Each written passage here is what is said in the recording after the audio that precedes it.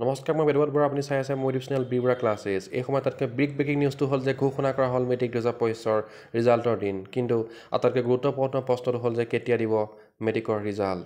হয়, আমি সবিশেষ জনাম আপোনাক। আপুনি প্ৰথমৰ পৰা শেষলৈ ভিডিঅ'টো চাই থাকক। অৱশেষত সকলোৰে অপেক্ষাৰ দিনটো আহি গ'ল। সকলোৱে অপেক্ষা কৰি আহিছিলে যে কেতিয়া মেট্ৰিকৰ ৰিজাল্ট দিব, কেতিয়া মেট্ৰিকৰ ৰিজাল্ট দিব। বহুতে ভাবিছিলে যে মেট্ৰিকৰ ৰিজাল্ট 20 এপ্ৰিল তাৰিখে ঘোষণা কৰা হ'ব।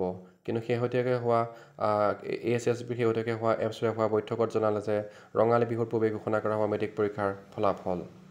এতিয়া কথাটো হ'ল যে কোনদিনাখন ঘোষণা কৰা হ'ব মেট্ৰিকৰ ফলাফল। ৰঙালী বিহু হ'ল 13 তাৰিখৰ পৰা, গতিকে কোন তাৰিখে সঠিকভাৱে ৰিজাল্ট দিব সেই কথাটো ক'ব নোৱাৰি। কিন্তু যদি চাবলৈ যাওঁ, আজি হ'ল 8 তাৰিখ আৰু 13 তাৰিখে হ'ল বিহু আৰু 13 তাৰিখে হ'ল দেওবাৰ। গতিকে মেট্ৰিক পৰীক্ষাৰ ৰিজাল্ট ঘোষণা কৰিবলৈ মাজত মাথো দিন আছে 9-10, যিহেতু কাইলৈ 9 তাৰিখ আৰু আজি বৈঠক আলোচনাত মিলিত হৈছিলে। গতিকে মাজত মাথো দিন আছে 10, 11, 12। 10 তাৰিখৰ ইমান সোনকালে ৰিজাল্ট ঘোষণা কৰিব নোৱাৰিব। গতিকে কনফাৰ্মেই ক'ব পাৰি যে 11, 12 তাৰিখে মেট্ৰিকৰ ৰিজাল্ট ঘোষণা কৰিব। গতিকে আমি 11 বা 12 তাৰিখে দিনটো আমি ধৰি ল'ব পাৰোঁ।